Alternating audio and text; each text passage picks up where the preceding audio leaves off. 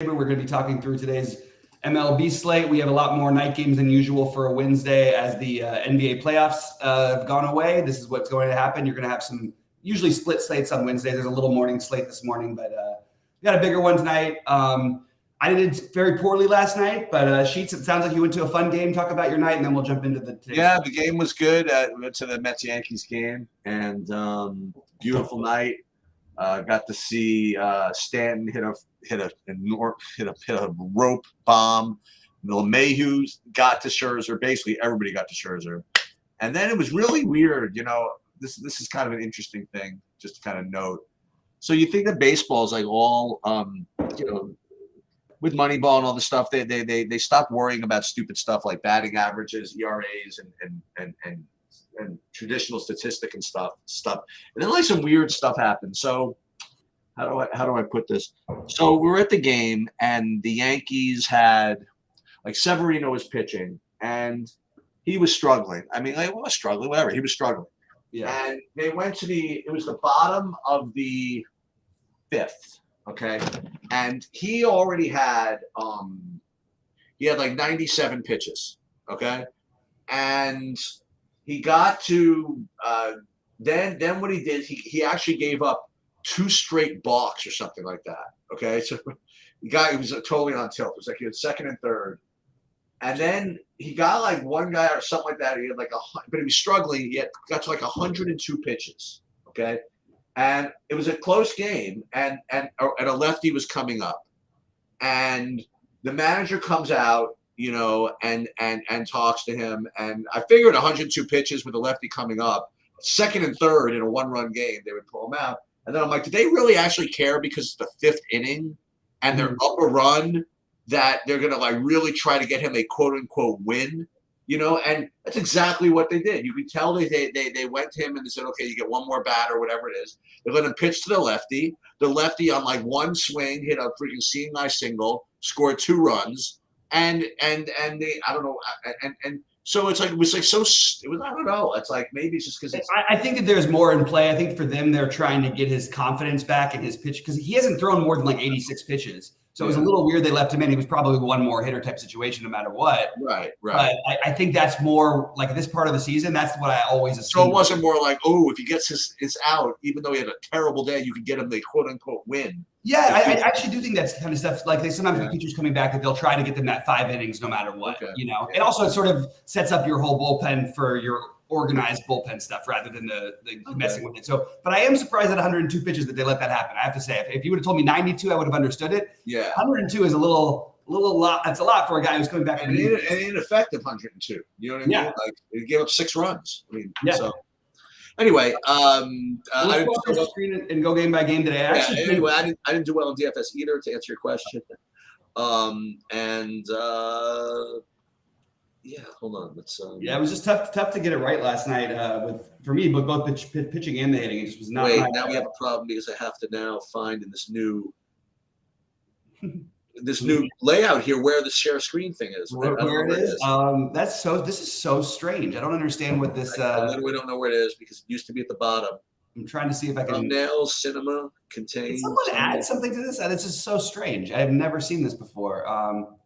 Well, I guess we just won't share screen. We'll just go through it. There's nothing else I can do. I mean, like, there's no button here that says share screen. I am so confused. Let me see a few things here. Thumbnails, picture-in-picture, spotlight, summary, Q&A, demonstration. Here we go. If we go to let's go to share screen. If you go to demonstration, do you have the thing on the left? Yeah, but under demonstration, it says edit name or duplicate. It doesn't say share screen. There it is. Add a media source. Share screen. There it is. Okay. So that's I think probably the easiest. Right. We are. What is this donation thing at the top? I don't even understand what's happening. Anyway, I'll get this straightened out at some point. But I don't. Wait, how do I? There used to be a thing where I could toggle and now share the screen. You've got this. Yeah, I know. I don't understand that, but I don't understand. Sharing right now. You're sharing. I don't understand what the little donate button at the top is, but hey. We're gonna go game by game. Ignore the donate button at the top. No, dude, don't ignore it. Just freaking just. Well, who you donate? I don't know who they're donating to. Everybody click donate to Bobby. That's it. I don't even know. I don't know if that goes to me. I don't know. It's like a random charity donate. Sheetbot said true DFS MLB projections have been updated. They should be available on Saber Cinema. I hear something. That's good. That's good. That's good, right? That means That's good, right? I think it's good. Actually going to be up on SaberSim in a few minutes. We'll see about that. Yeah, let's not. Yeah, maybe we don't get too greedy. No, I'm just kidding. Anyway, we're gonna jump into it. Let's go game by game here. So the first game of the night, you have Toronto, Baltimore. Sheets, why don't you jump off this one because I'm just. Oh no, here I got it actually. No, first of all, hold on a minute. I got to see what it says. I'm curious now. It says True DFS MLB projections have been updated. They should be on SaberSim in a few minutes. Well, let's just see about that. We'll see. We'll see if it does. I'm suspicious. Okay. All right. So Toronto, Baltimore first, right? Yeah, Toronto, Baltimore. So this is kind of like an interesting where I don't know. I think that like it's one of those you're never gonna get any ownership on Barrios, and that's the only reason really I think you make the play. I think Bradish is better than a 6,200 pitcher. I think the matchup is tough. I think he's a guy who can, who's actually a guy I'd usually want to be using at 6,200, but I don't think against Toronto I really bothered to as much. And I actually think that the Toronto bats are kind of interesting here, but probably mostly going to be a stay away. Toronto would be on the list for me, probably like 5th or 6th in terms of stacks, I think, once I did a quick glance through. First of all, we're definitely the nut load today because we're forgetting all this stuff. So I have to remind people. So tonight I'll be live. I don't know if Bobby will be, but I am definitely going to be there at 11 p.m. tonight to do a live sweat. It's a huge slate, and U.S. Open is tomorrow, so I'm going to mix that with a live lineup build. So I encourage as many people out there to come on and watch the last 6 innings or so of the 10 o'clock games, maybe. Yeah. And we'll talk about the U.S. Open and that stuff. I will try to join you probably with Kenny if I'm able to, but we'll try to join you. I have Toronto. I'm just rating by like raw points as kind of tied for like my second tier. Second tier. Oh, second tier. Yeah. Yeah. So I have 1, 2, 3, basically like 4 or 5 teams that have second tier, and I have Toronto rated in there. They're certainly, even value wise, I have them 5th. So I think that they're in play. I'm not really getting to Baltimore, and I'm not getting to the pitchers. Yeah, that's. I just wanted to add that one thing out. For what it's worth, Bradish has faced Baltimore, I think, 5 times, and they've just destroyed him every time. So Toronto against Bradish. I just want to throw out the hey, it's if you want to, we're all getting annoyed by the chalk pitching missing us. Maybe playing Barrios at 8,600 isn't so bad at literally 1% ownership. Yeah. All right. Well, here's 2 guys who I'm actually surprised at the ownership. Is it another warm one out there, Sheets? Is it warm where you are? One of these days, we're gonna sync up the games where we're on the same page. Oh my God, I did it again. I'm sorry. You didn't. Whatever. Just one of these days, we're gonna come up with a system. I would like to. I'm going to propose it to SaberSim because I don't know why they can't just do it and copy the exact thing. They have all the feeds directly. Why not just copy the exact schedule? So that's why my problem is I'm using it through SaberSim's lookout. All right, so let's talk about like for the we can basically just replay the conversation we've had about the Red Sox the last 2 days. They look good. They look popular, and good luck playing them. 2 days ago, they got like no runs. Yesterday, they bailed people out at the end. They were getting lit up. I mean, so to speak. What did they have? They had like nothing until I don't even know what they scored some runs. At the end, they got a couple of home runs under the chalky guys. Projections have been updated. They should be available on SaberSim. There it is. There it is. Okay, let's see if it actually shows up on SaberSim. True DFS MLB projections have been updated. All right. Well, they have. Available on SaberSim. It's on both of our computers. We're doing it now. All right. Let's see. We'll just see about that. Yes. So yeah, you were analyzing this game exactly how I would. What do you think? What are you doing though? What am I doing? I'll probably play them with non-chalky pitchers and not play them with chalky pitchers like I always try to do. I have no problem with the play. I mean, they rate really, really well, but they're sort of popular. It's a million game slate. You don't have to play them if you don't want to. You were actually right on it last night. You had very little interest, if at all, in playing the Red Sox last night as a chalky option. So I'll default to you here. I'm not going to be getting to, well, maybe I will. Yeah, okay. I will say that Garrett Whitlock is in play as an SP2. How about that? So that's maybe that's not even particularly earth-shattering. But yeah, I do like Garrett Whitlock as kind of a cheap SP2 if you needed to go that route. There are some good spend ups, but I think he's definitely, for me at least, the best of the cheapos. So Garrett Whitlock sort of in play, and the Red Sox, and Yeah. Comber 5,100. I just can't do it. Yeah, so I just look. This game is the highest risk game on the slate. Like, but they're it's probably more of a risk for a delay. I think Whitlock is probably a reach anyway, so I'm probably okay to just pass on it. Okay. It's really good hitting weather in Boston, which makes it a little more appealing. And Gomber has really been struggling lately, but he's also been facing some fairly tough matchups. And he had an injury, a small injury in the KC game a couple times back, a couple starts back. So I would probably just fade this and maybe use a piece or two from Boston. But Boston's like expensive enough now, and or you stack the bottom of the lineup with Devers or something like that, and maybe you can get a little bit of lower ownership. But it's going to be really chalky for a pretty big slate, so I probably will just avoid it. That would be my plan, just because I just think it's going to be like the mega chalk, and I don't think we need to play the mega chalk here. Speaking of chalk, can we move over now to the one, or is it the Mets game? I have Mets Yankees next. Yes. So I would have thought, and I know he hasn't been as good, and I know the strikeouts are down and everything. I still think 8K for Verlander is completely more than fair. I buy into a little bit of this stuff we're hearing about Cole. He really hasn't been the same since the whole sticky stuff thing, that they started really keeping an eye out for it. But he's still like an awesome pitcher, and I have no problem if you want to use him. I just don't know if I'd want to spend the 11K for I think a similar result enough of the time that you get for Verlander at 8K. That's my take on this. Yeah, I don't think you need to play either of them. But I do like Verlander better than Cole given the price. I have Verlander kind of tied with another guy for my second favorite pitcher. We haven't gotten my first yet, and actually I have two other guys tied with Verlander for my second. I have like 4 top pitchers right now. And then, I don't really need to play Cole at 11K, given everything you said. But I'm not getting to either of the hitting options here. So for me, it's listen, Scherzer didn't work out for me. Maybe Verlander will do better. I mean, so Verlander, and that's pretty much it actually for me from this game. Yep. All right. Well, let's move on then to LA and Texas. And you want another guy who's going to be a low-owned pitcher with upside. Yeah, I don't understand this at all. Okay, so I want to share. Yeah, bring it up. Right. So I tweeted about my whatchamacallit, the live sweat. And in my comment, this is like before I ran projections, I ran anything. In my tweet, I said, "Oh, come join a live sweat and see if experts get caught playing the chalky Andrew Heaney." Right? Mm-hmm. And I'm looking at this, and then no one's playing him.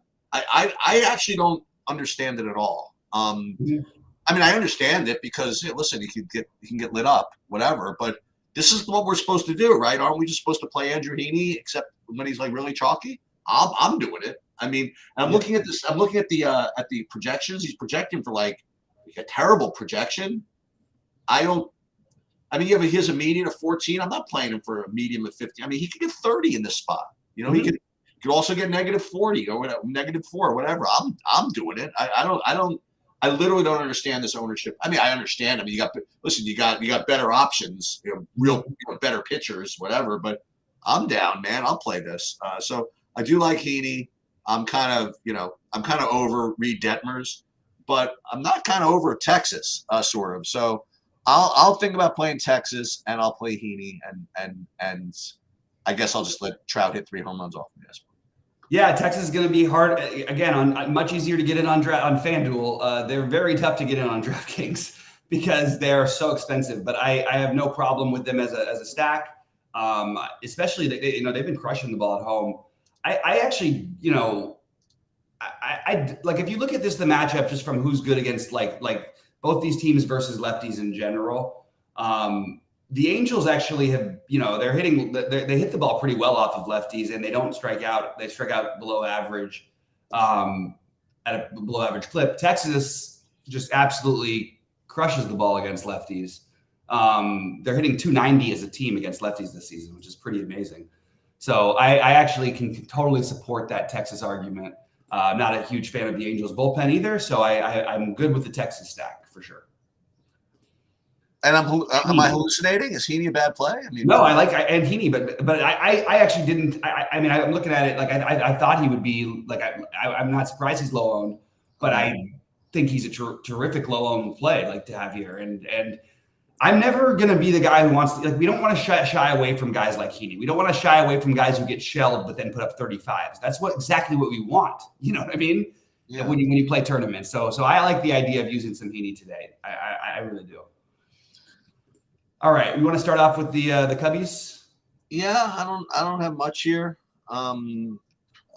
Smiley, I'm not really seeing him rate too high for me today, so that's pretty much all I have. Let me see if I get into I don't know if there's any particular great weather over there or whatever. I don't see much in the projections that would indicate that, so I'm probably just off of this.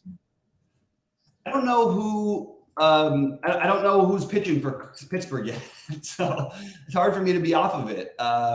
Seems like when that happens, usually we get a bullpen game.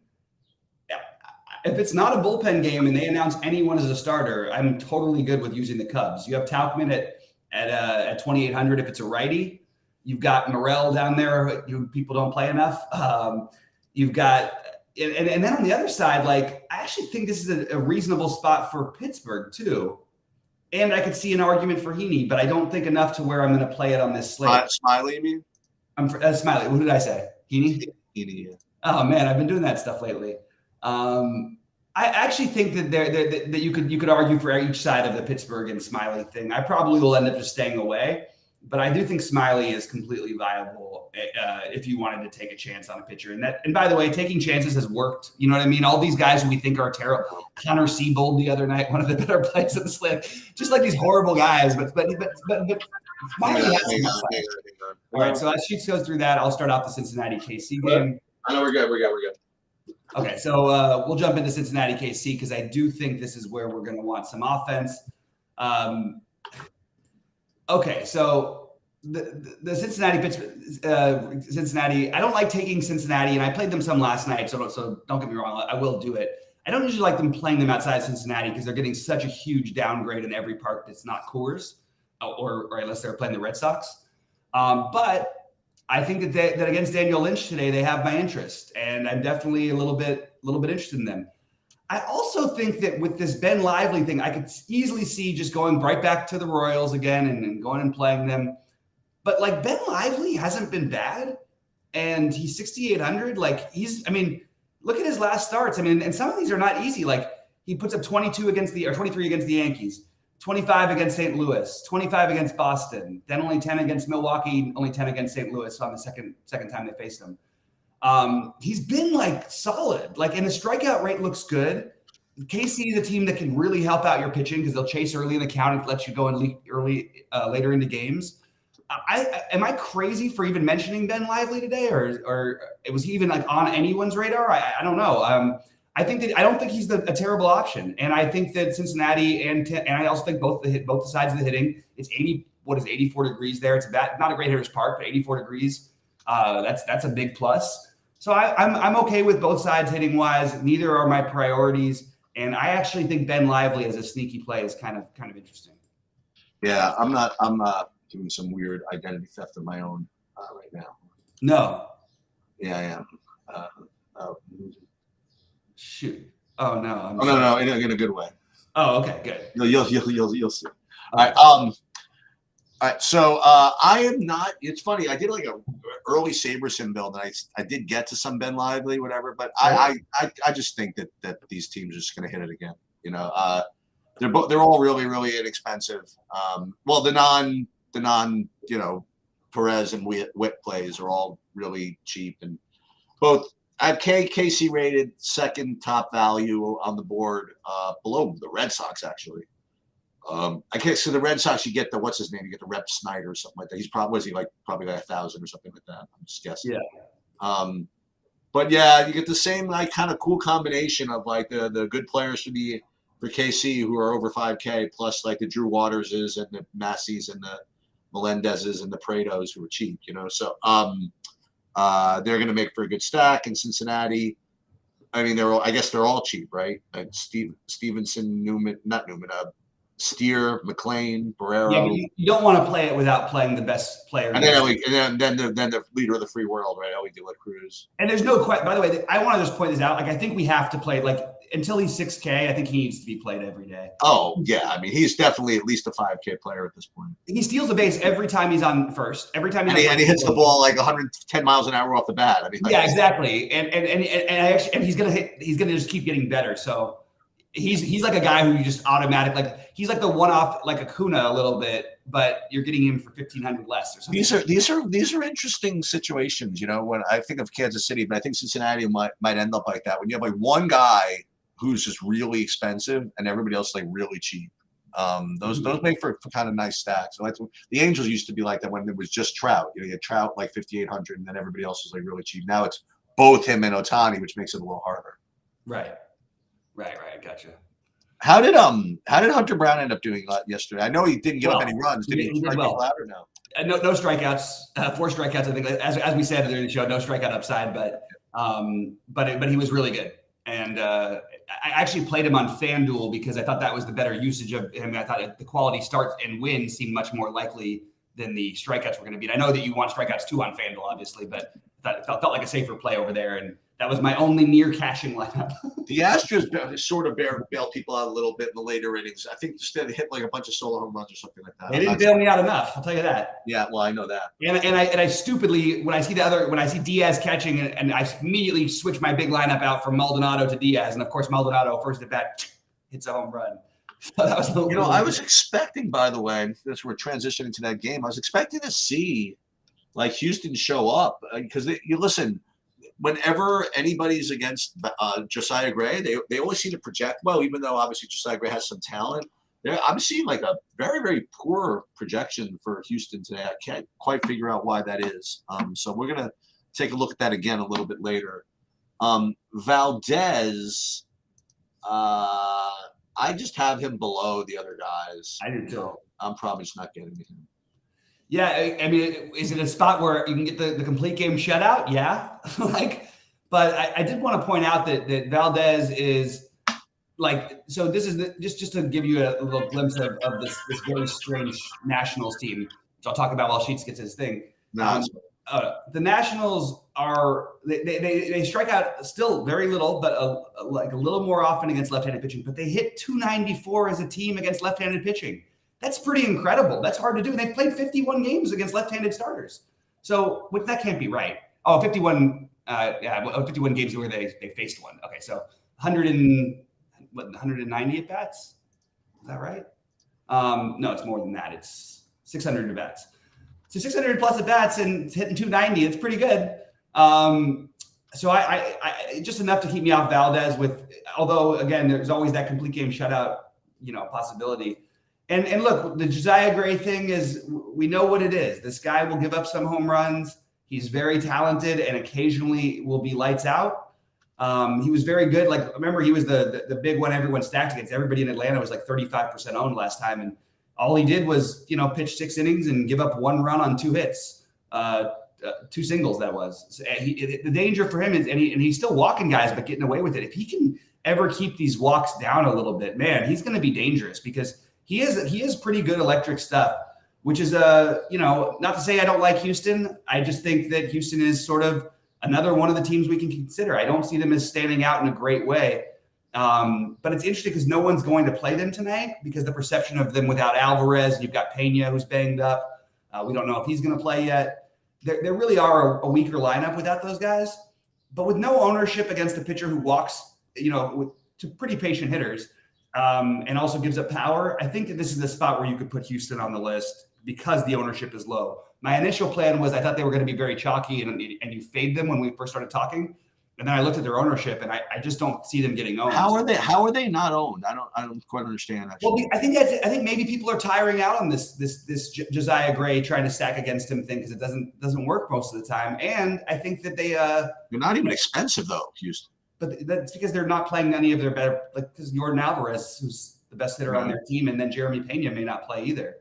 Right. And they're not expensive because Altuve and Bregman. Newsflash for everybody: they don't actually hit. They have nice names. Okay, these guys don't actually hit the baseball. Look at Altuve's hitting 230 or something like that, right? Like I don't know. I just Houston is always criminally overrated, and they're also a good baseball team, but they are criminally overrated. And these guys just Kyle Tucker is the best hitter on that team now. They should let Corey Julks and those other guys come up. Yeah. Anyway, I still kind of like them tonight, but. You have Arizona or San Diego next. You've got Tampa next. Wow, that was all the games at 6:40. Thanks for doing us a favor here there.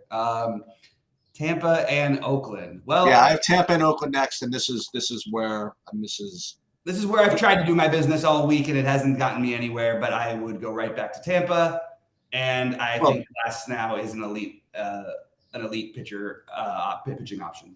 Yeah, that's what I have. I have him as the best hitting option and the best pitching option. I have Glass now in Tampa, and with respect to ownership, I mean, I have Tampa as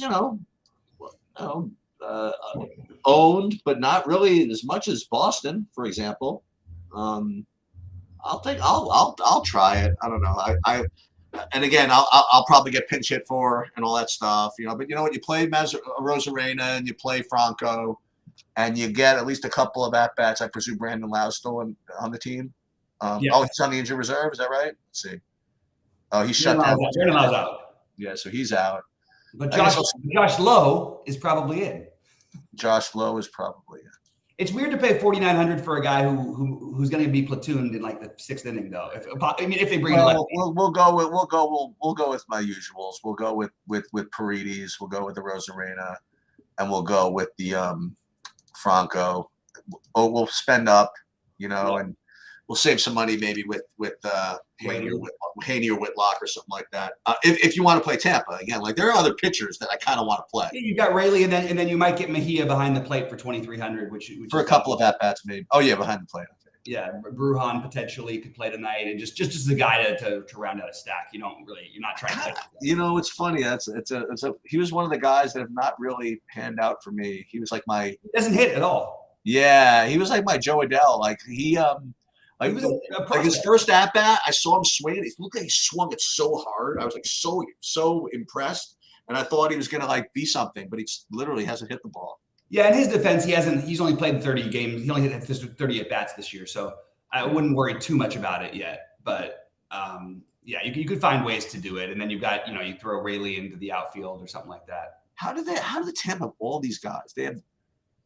I totally forgot Jeffrey Springs existed. And he's just waiting probably to come back. They just load the hell up, man. They really load up. Rasmussen, I totally forgot about him. They just got to arrest all these guys.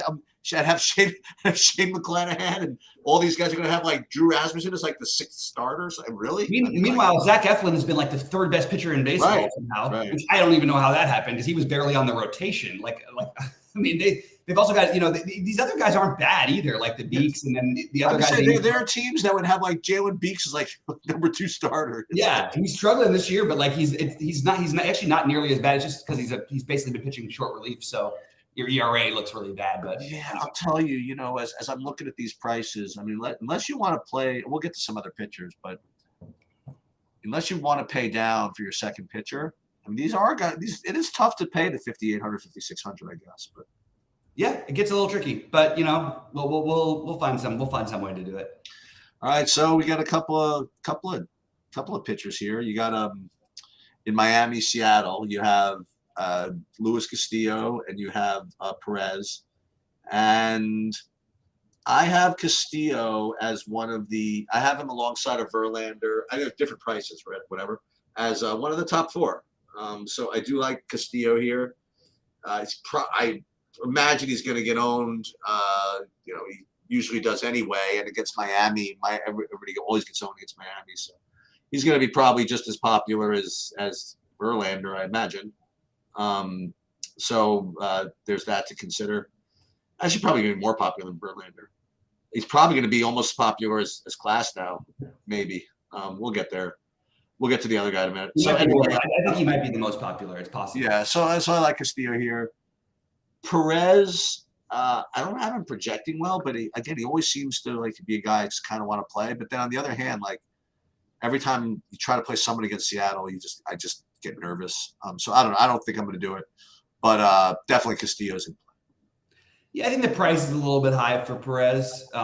He's been absolutely awesome, but even in that, hasn't put up huge fantasy numbers because he's not pitching so far into games. And if he was 8K, I think you might have a little more interest in him, and his projection would look a lot better. But he's just a little pricey. But he's a stud, man. He's going to be really good. Like I'm telling you, that guy. Keep an eye out for that guy in the near future. He's going to be 10K and worth it in a short period of time.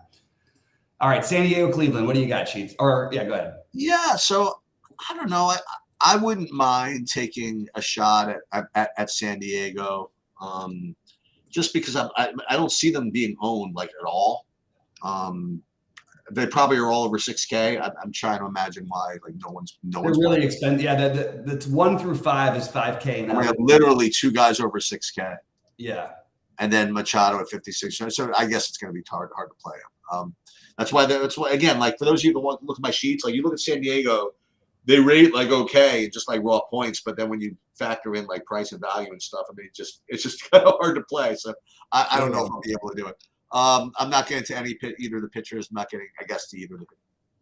Yeah, pretty much a stay away game for me. I would have considered the San Diego thing with a wraparound stack because Gary Sanchez has looked really good, by the way. Amazing, huh?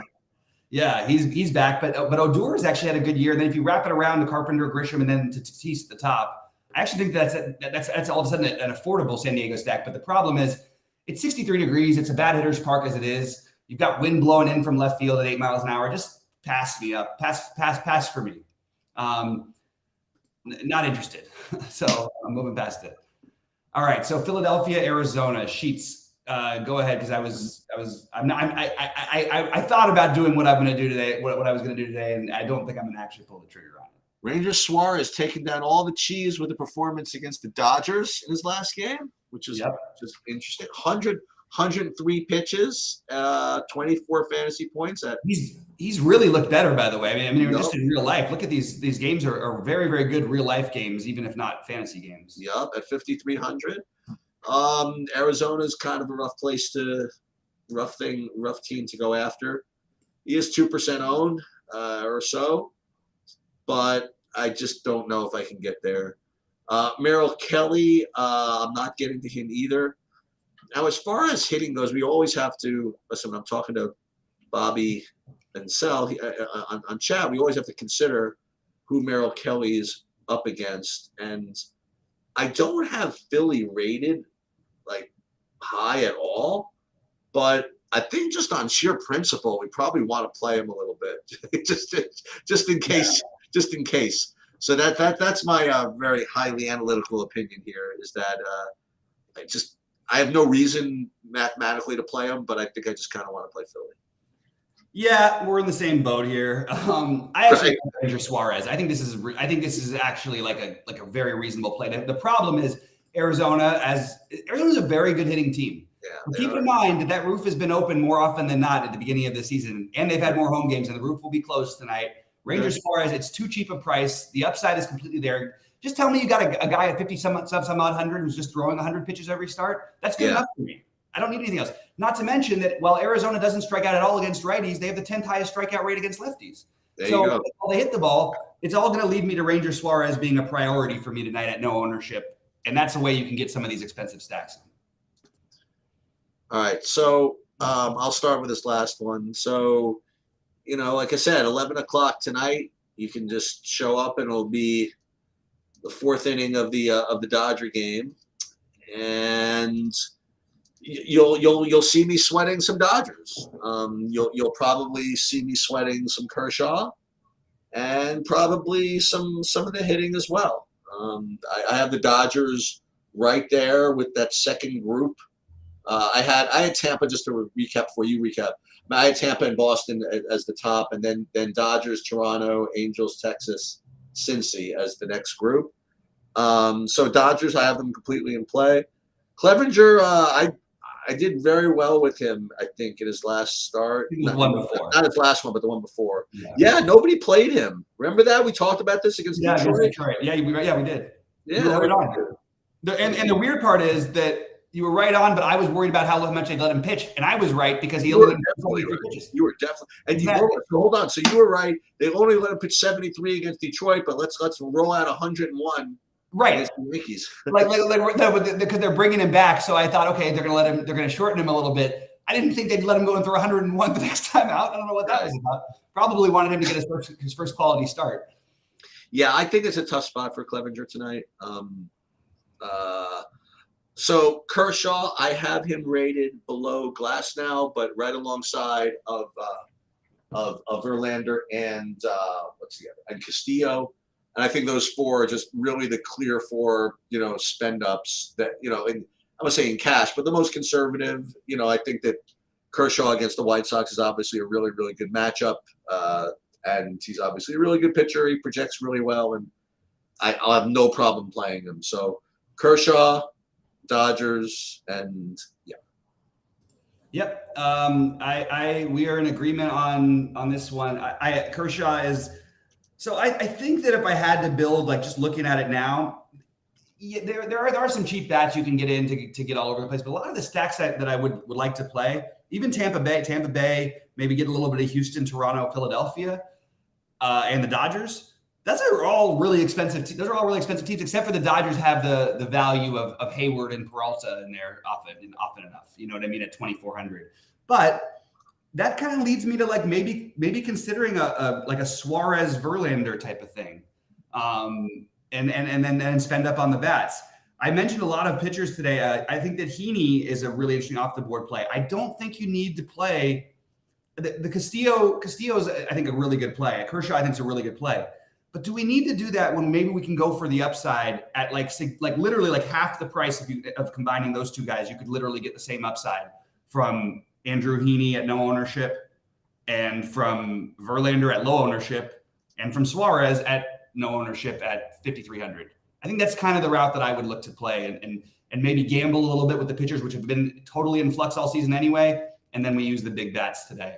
That's just my first look. I do like Tampa Bay, and I like Tampa Bay probably the best, which makes me feel a little nervous. I've been trying to do this, and it hasn't worked out the last couple of days. But Tampa Bay, I like Philly, the Dodgers, Houston, Toronto, and then I looking back at the slate, I wasn't going to like Boston that much. I think I'm sort of changing my tune a little bit, and both sides of the Boston-Colorado game are definitely more interesting to me than they were initially, just because there isn't other stacks that make that much sense. And if I'm going to use low-owned pitchers, I can use them. I can do a 5-3 with Philadelphia and them. I can do a 5-3 with Tampa Bay and Boston. You know what I mean? And Boston's just so affordable in every spot too that you could even do it cheaply. They're going to be really popular. But yeah, I'm building like something here. I mean, like with Kiki at 32, Justin Turner at 38, even the catcher 2,900 for Wong. You got the not free, but Ref Snyder at 2,600. You can even fill it out with like one of the good players. Yeah, use a Sheeta or something. But I probably wouldn't go for the full stack of them. I would probably actually try to use some of the good players, either whether it's Turner or Cassis at first, and then I would try to use. I do like Wong, by the way. That guy's got some power. The good news, by the way, also is that it is a 7-10 game, so at least we'll have some kind of weather, clarification. I imagine by now. Is it weird that Kershaw, Suarez, and Verlander, and Heaney are my favorite pitchers on the slate, even though I think Glasnow and Castillo are the clear answers of who you should play? Yeah, I mean, listen, the only thing about let me look at Glasnow for a second. He's only pitched like in the 80s. That's and he's coming back from a very serious injury that kept him out a season. So. Yeah, so I think maybe he gets the Clevenger treatment if he pitches a good 5 innings and they're up 5-0. You know what I mean? Mm-hmm. Maybe just okay. Good job. Yeah, good enough. Good enough. That'll do.